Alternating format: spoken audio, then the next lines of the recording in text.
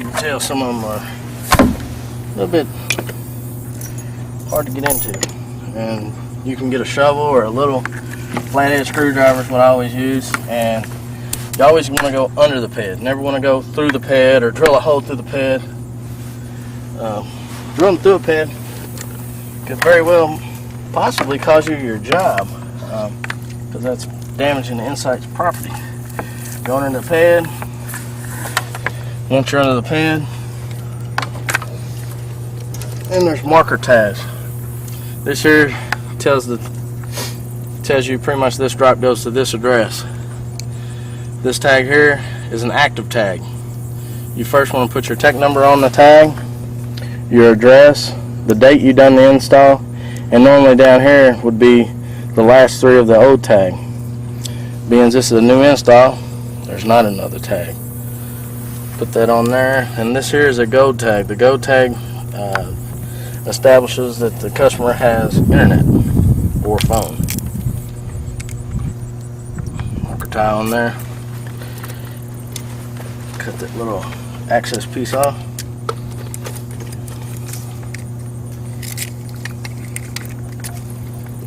And you want to make sure none of this sticky stuff is around that stinger.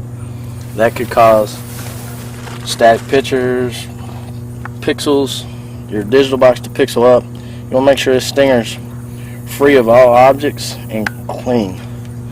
Put the fitting on, make sure that that little white insulation is flush with the fitting. Stinger sticking out, yeah, just a tad bit. If it's sticking out just a little bit, cut it off. Because you think it's a brand new tap. Everybody sticks stingers in there that long, and you do yours properly, you may not even get a connection. And any one of these taps, you want to go from the inside. I always go from the inside out. And again, because I think the next man is coming out. Make sure everything that goes on the outside has a grommet on it also.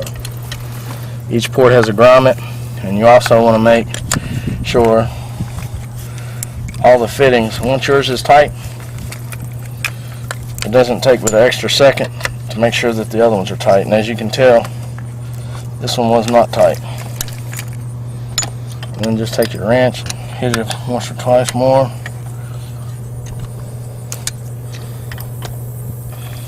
Terminators can't come off. And I always leave little access just to save the guys that bury the drop a little bit of room, so that if it's tight at the house, I got a little access here in the pedestal.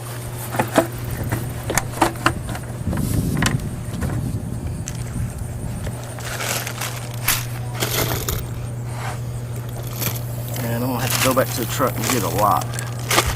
All right. Alrighty. Now, for any reason, if this is broke or you can't secure it, put a lock on it, call Insight and just load an SRO for somebody to come out and either replace the pad or secure it. And these things, the terminators that you take off, don't throw them down. Summertime when people are mowing grass, mower's going to catch this and throw it somewhere. Somebody. This here is our modem outlet.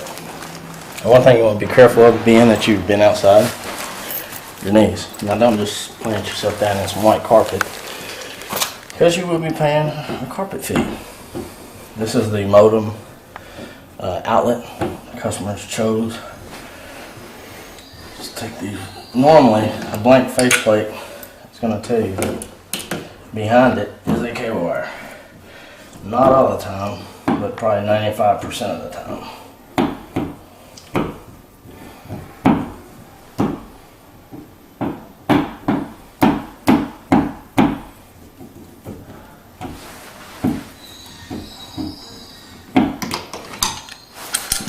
This right there is your cable wire.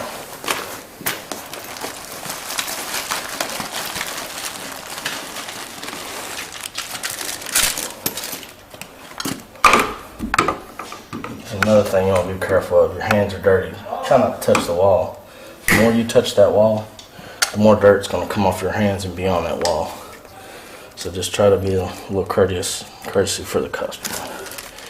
And again, if you keep all your trash on one pile, it's a whole lot easier to retrieve your trash once you're done.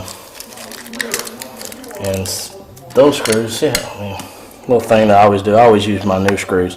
They're white, they match the wall faceplate. They don't stick out like some of the screws that the builders put on these wall plates.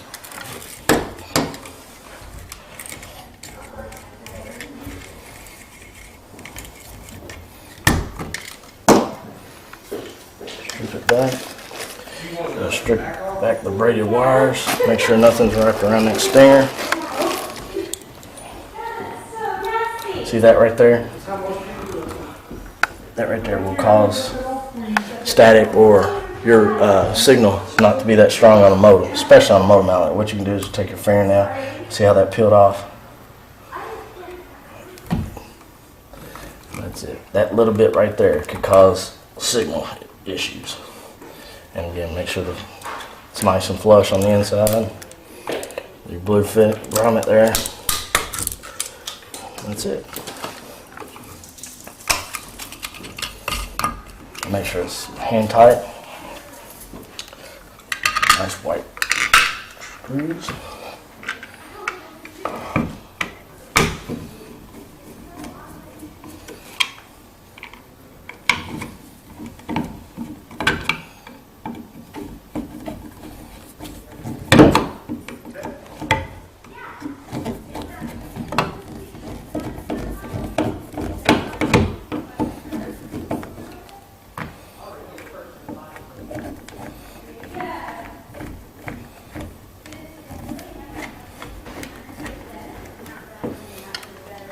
You're looking for the cats and stuff like that.